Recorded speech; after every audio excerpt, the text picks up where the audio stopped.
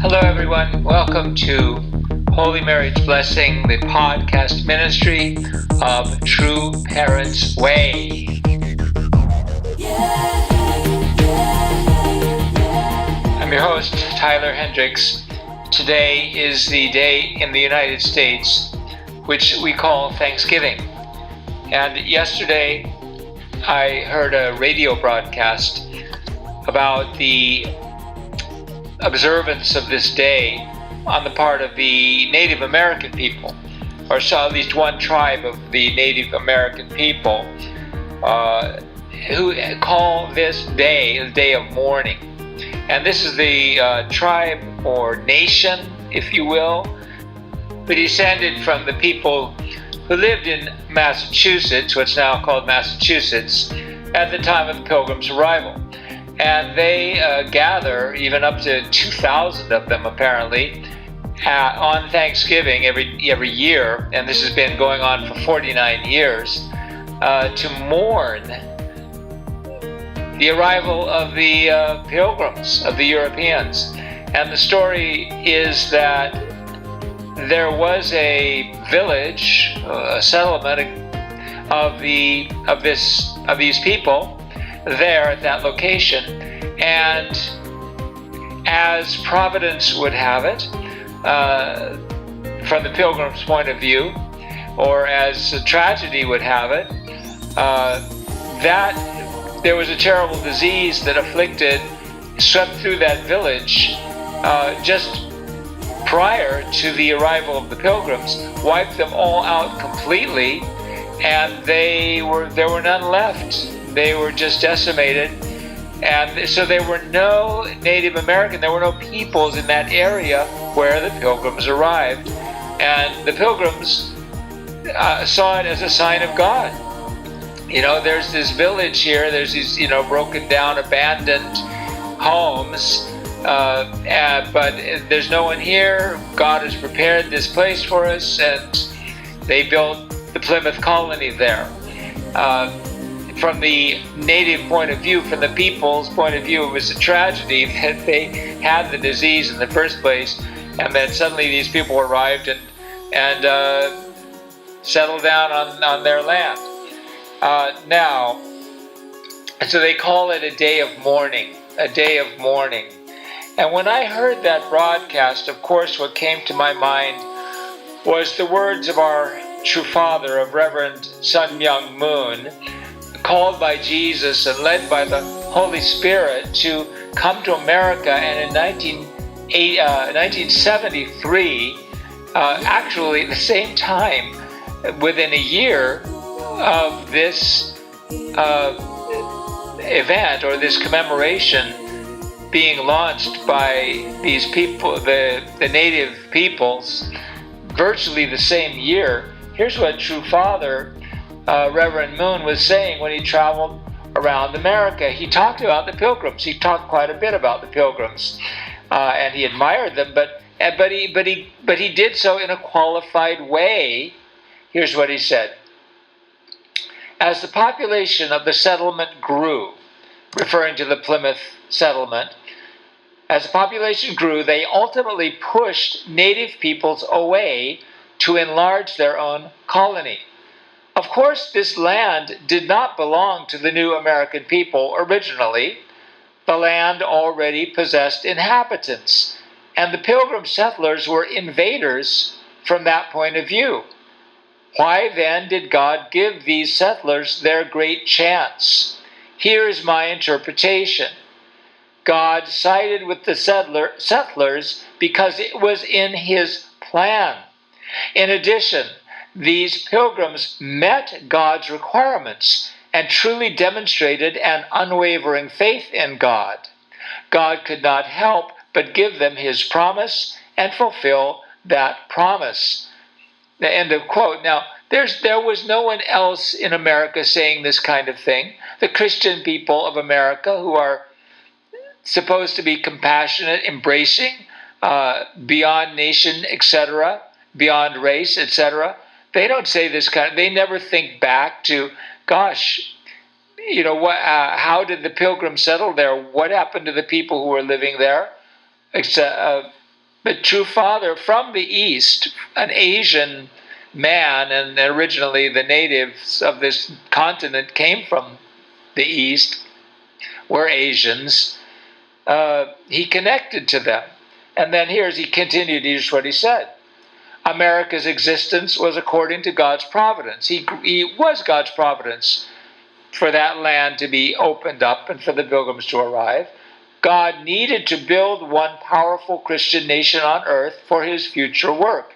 After all, America belonged to God first, and only after that to the people who lived here. Okay, America belongs to God ultimately. It doesn't even belong to the native tribes any more than it belongs to the Pilgrims. It belongs to none of us. It belongs to God. And so it's God's providence that's ruling affairs. But we have to cooperate with God's providence. Continuing Father's words, this is the only interpretation that can justify at all the position of the Pilgrim settlers. And it implies that if the American nation that came from the Pilgrims does not fulfill God's hope, great judgment will fall on behalf of the Native Americans. And you're listening to Holy Marriage Blessing, the podcast ministry of True Parents Way. We'll be back in just a moment. Heavenly Parent, our loving Heavenly Parent, please guide us in this podcast. Guide the words, guide the heart, guide the thought. Pastor Ruth is not here with us, Father, but we pray that her loving spirit and clear heart and sense of purpose can be here with us. And that your word and your love can expand through this broadcast to all who listen. And I report this in the name of Tyler and Hey Young Hendricks, Blessed Central family, in the name of the Lord. Amen. Aju. We're talking about Thanksgiving, and happy Thanksgiving, everyone. But also the title of the podcast is Mourning at Plymouth Rock. And the question is, was it mourning as in a new day, the sun rising?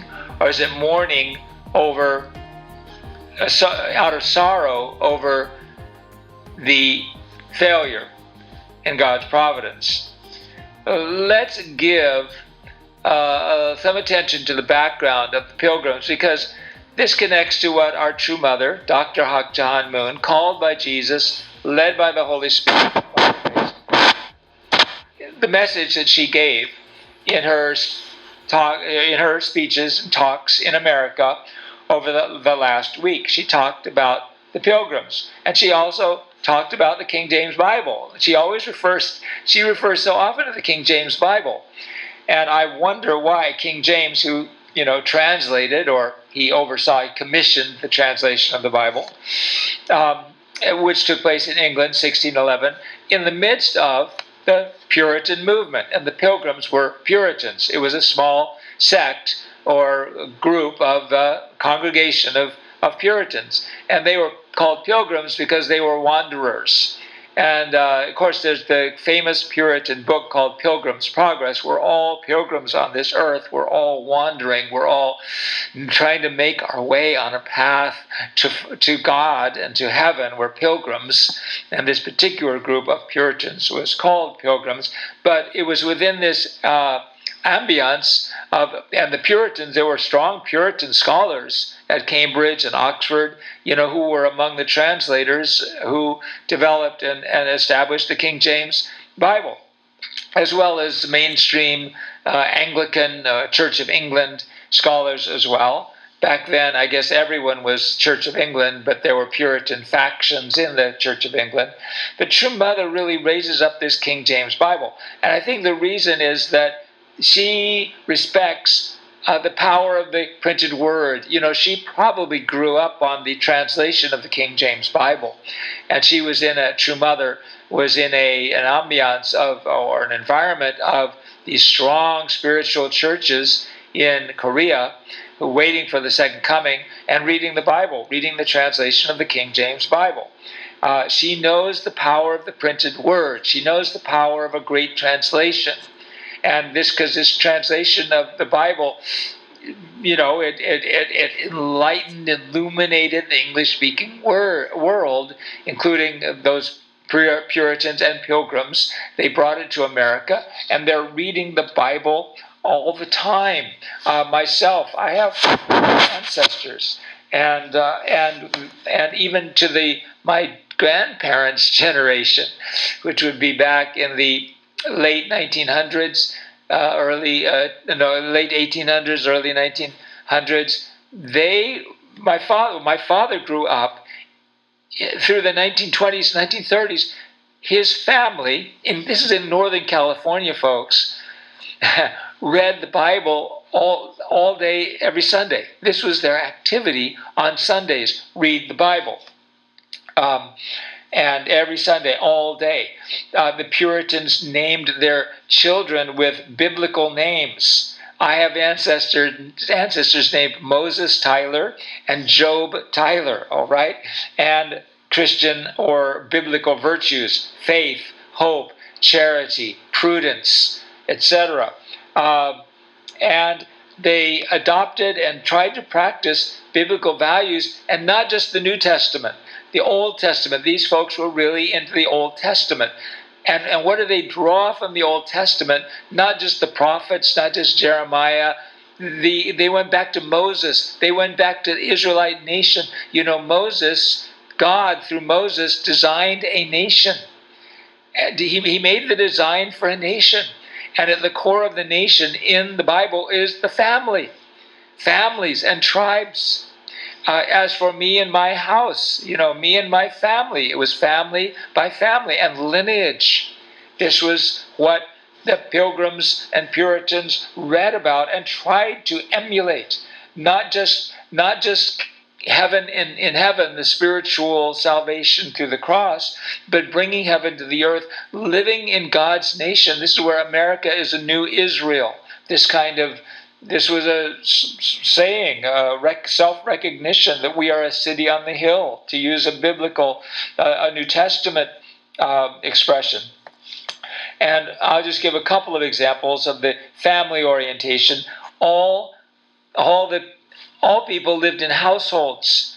There were no single people, no apartments where singles lived. Everyone lived in households with parents, grandparents. You were a child, you were a cousin, you were an aunt or uncle or relative, you were an apprentice, or you were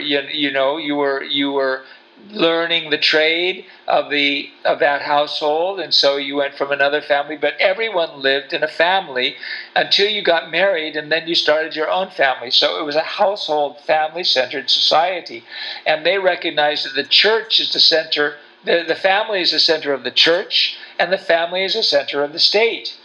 And so the family was called the Little Commonwealth.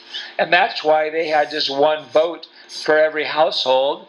The voting was by household, because you're supposed to have every family is united together. They speak with one voice. The whole point of being in a household is that you have unity, you have harmony. And so a household casts a vote. And so it was usually the eldest male, and that's why we ended up with male suffrage, which doesn't make sense in an individualistic society, but it makes total sense. It's not really male suffrage, it's household suffrage. It's a household votes. As for me and my house, that kind of heart, that kind of thought. Unity centered on the parents. And a church was just a place where every week the families went, and the Puritan churches were designed where the pews weren't just open pews. They had boxes. Each family sat together in their own box, and everybody, that was the way. It was all family oriented, not a box, like a circumscribed area of the pews, family by family, and you paid your tithe based on your area there. And deacons would visit families. One of the jobs of deacons, and the Mormon Church, God bless them, they still do this. They have regular visitation. Every Mormon family receives a visit from an elder and a younger member who go and visit their house every month, once a month. pray for them, share food together, share a Bible lesson or whatever Book of Mormon lesson. Mormon families are strong. And this was a Puritan tradition. The deacons would visit families and would instruct them on Bible study. And so families would gather every day, every morning, every evening, every meal, and they'd read the Bible. And so Puritan children learned to read by reading the Bible. This is the tradition of America. Also, the Puritans, another interesting thing about that Plymouth colony is that they started out as communists. They started out as not literal Marxist, materialistic communists, but they shared everything in common. They believed in Acts 2, where all the people were of one heart, one spirit. They visited from house to house, and they shared everything in common. So the Pilgrims started out, hey, we're going to share everything in common. There's everything. Nobody has private tools. Nobody has private land. We all work together. And within 2 years, 3 years, they were all starving. It was not working. They stopped. They abandoned. So America abandoned communism, right there in Plymouth Colony. They said, okay, you have your own garden. You have your own house, your own garden, your own tools. And people started taking care of their tools and growing a lot of food in their gardens. And of course, they're sharing it and they're selling it, and everything prospered tremendously.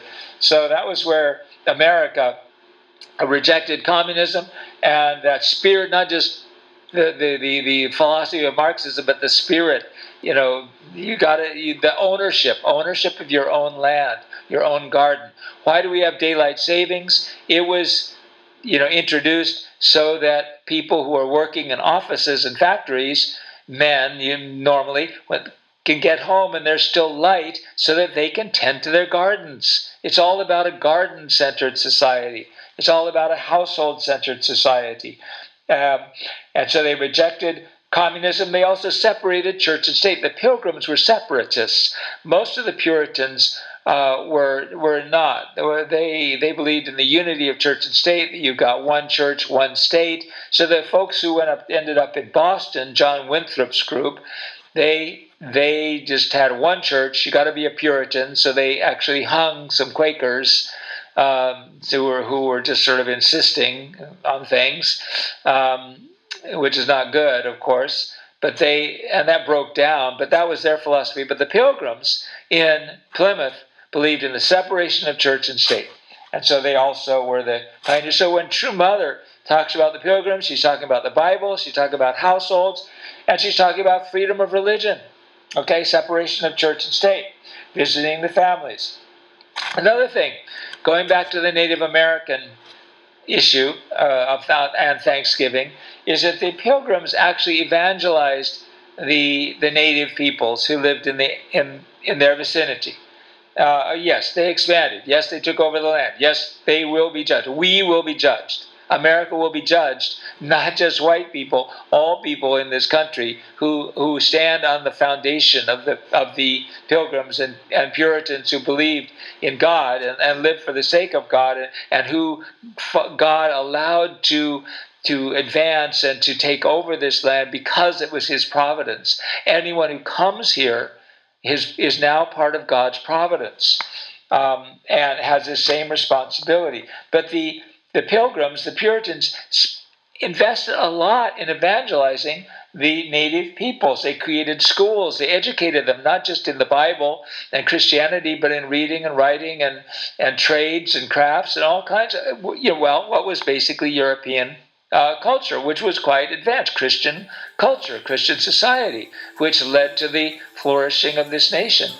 Many of the natives adapted it, integrated with it. Many did not. They separated.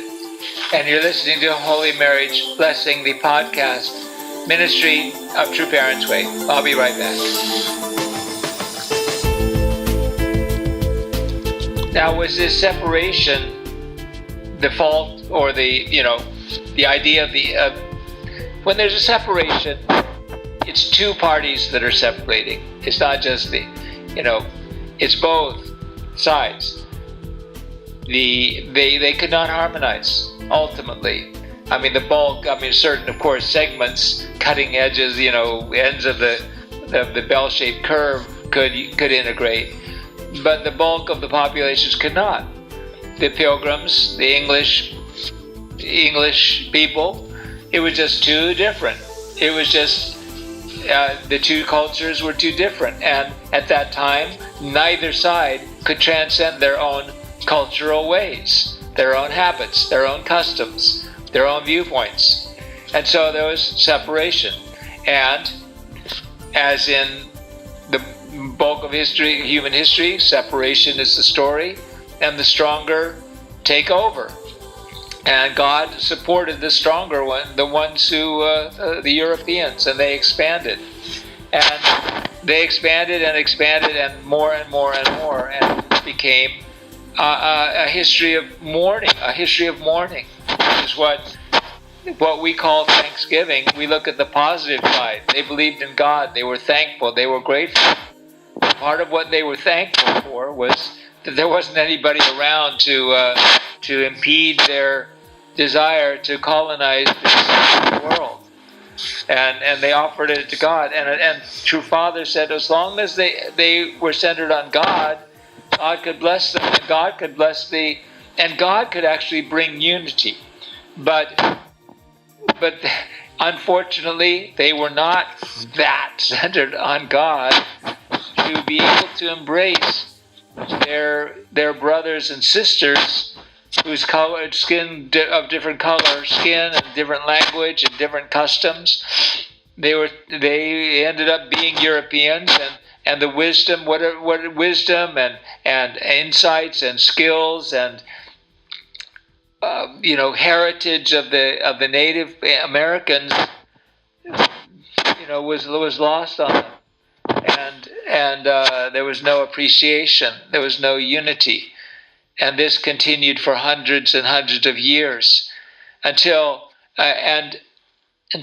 well, we could say look at the Mexican War, fighting over land, or not just with Native Americans, with the Latino, the Mexican nation, the Mexican population, another different language, a different culture, Catholic, a Christian culture, but Catholic Christian culture. And the United States, 1848, that was the year Marx published the Das Kapital. So many things, revolutions in Europe were taking place in 1848, a very interesting year. It was the year of the Mexican War, where the American armies invaded Mexico, basically conquered Mexico. The United States could have made Mexico a state, could have just taken it over, and the country decided, no, we don't want to do that, it's too much. There's no way we're going to be able to integrate these two cultures. There's no way that we're going to get them and they're going to get us, and so they just pulled out and redrew the borders according to their desires and left things alone. So now we get back to True Father's words when he arrived in America in 1973. And I'm reading from God's Warning to the World, Reverend Moon's message from prison. And remember, Father said that God allowed this injustice to the Native people because he had a greater good in mind that would ultimately have benefited not just the Native peoples but the whole world, for America to become God's kingdom, to become God's literal kingdom. And this was the Puritan idea. They were ready to be God's kingdom. We want to build a society that is pleasing to God and that can receive. And this is Mother's message. The whole point of America is to receive the second coming. Here's what happened. Here's what True Father, when True Parents came to America, here's what he saw. And he spoke and he toured throughout America, every state, every major city. Here's what he said. What about the breakdown of your families? I hear that 1 out of every 2 marriages in America end in divorce. The California state government is issuing more divorce certificates than marriage licenses. What about the glut of pornography littering your society? Some 25,000 children disappear or are abandoned every year in America. Many come to brutal ends to satisfy the appetites of child pornographers for the sake of lust and money. The tone of your national entertainment media reflects this rapid disappearance of moral sense from America. Remember, this is 50 years ago, everybody. Compare it to today. This book was sent to 300,000 clergy in America, mailed to them, personally mailed to them. It was in their office, it was in their hands. America is in the position to be judged. Continuing with Father's words, American society has degenerated to such an extent that it is making Sodom and Gomorrah look trivial. The gay liberation movement is gaining tremendous momentum, but that is virtually a tool of Satan by which he seeks to destroy the most precious fundamental values of God. The gay movement seeks to justify itself through gaining legal, political, and ultimately moral power. But this is disgusting in the sight of God. The word sin refers to violation of the law of love of God. God abhors sin, and the misuse of love is the crime God abhors the most. Ultimately, the law and love of God will prevail. Therefore, whoever indulges in unprincipled love can only perish. America today is no exception to this rule. It must not violate the love of God. It must not violate, the law of the love of God, or it too will be destroyed. Because, my words here, the law of the love of God, that love operates according to principle, that within love there is law, and if one violates that law, one will lose the love. The love disappears. It is false love. It may look like love, smell like love. It is not love. Back to Father's words. It was because of an unchaste relationship of love that the fall occurred. We can say that the last days predicted by the Bible will be the time when selfish, individualistic love reaches its perfection. In such a world, anything other than individualistic love is scorned. There's no room for the love of country, love of humanity, and certainly no room for the love of God. Such a trend began in the adult world, but it has now come down to the realm of teenagers. That is why we have the so-called me generation. You can see that this is happening in today's society. Thus, you know that we have come to the end of the world. There is virtually no way of controlling the promiscuous immorality of many of today's young people. Parents cannot control them. Teachers are powerless, and society cannot do anything either. Certainly, the nation and world have no power to control them. What about racial problems? If we really love the world, can there be segregation between white and yellow and black? There is no question but that this is impossible. Thus, in the sight of God, America must be ashamed that there is a problem in this country between white and black shows that Christianity has been a failure in this country, where we find white-oriented churches and black-oriented churches. When the new universal age comes, a nation pursuing a racist course will be a failure. Put yourself in God's position for a moment and look at the American churches. Not only are there a great many churches, but they are pursuing very different purposes and goals. White people organize together, black people organize their churches, and yellow people organize their churches. Do you think that this is a very beautiful thing for God to behold? Absolutely not. If any Christian leader would call for the people to unite with other races, then he or she could be considered a true Christian leader among the people. I know this clearly. This is the will of God. Therefore, I have come to America, where I become one voice crying in the wilderness of the 20th century. And now True Mother is carrying on this voice, carrying on Father's voice, calling the Christians. And who are responding? I am sad to say, I'm happy to say it is the African American churches, happy for them, but I'm not happy that it's only them, that it's mainly them. We have to build one family under God. We have to overcome the racial divide. True Father said America cannot survive. Look at all the divides in America today that are just exacerbating, getting more and more extreme. And True Father prophesied it. True Father warned about it. True Father defined it, explained it, and gave the solution, the holy marriage blessing. Beyond race, cross-cultural, holy marriage blessing, the peace messages were all about that. The peace messages traveled around the world. Was one message is cross-cultural marriage blessing. That is the way, 3 generations. That is the way to save this world. And this is True Mother's message, that the true owners of America are the religious leaders, that the political leaders follow the religious leaders, that if all the religious leaders, not just black, white, yellow, Christians, but all religions, Muslims, Buddhists, Jews, Hindus, everyone can unite together, the politicians, the government will follow them.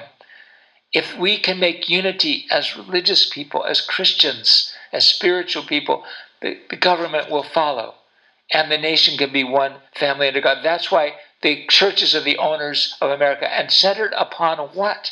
Do we call for unity? Centered on the family, centered on the holy marriage blessing. So True Mother was very clear. She said, and I'll quote True Mother's words. True Mother said, November 13th, the church is the type of institution that can support heaven's providence the quickest. When pastors take good care of their church members and bless many families, their church will prosper and the politicians will naturally follow them. At election time, all the politicians go to each church and each institution saying, "Please vote for me." That is why yesterday I told the religious leaders, you are the owners of this nation. An owner must be able to act as an owner. The fastest way to accomplish this is to multiply many blessed families.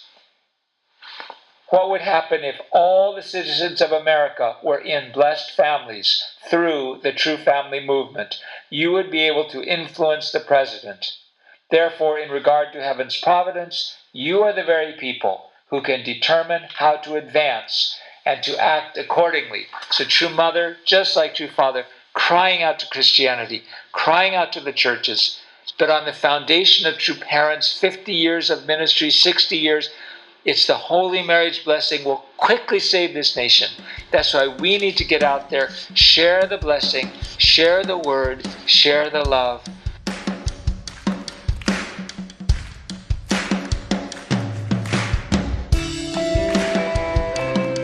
This is a podcast ministry, Holy Mary's Blessing, the True Parents Way. Our music is by Ronan Hardiman and Hillsong International. Love God, love your neighbor, share the blessing, and don't give up. We'll talk to you again next week. Happy Thanksgiving.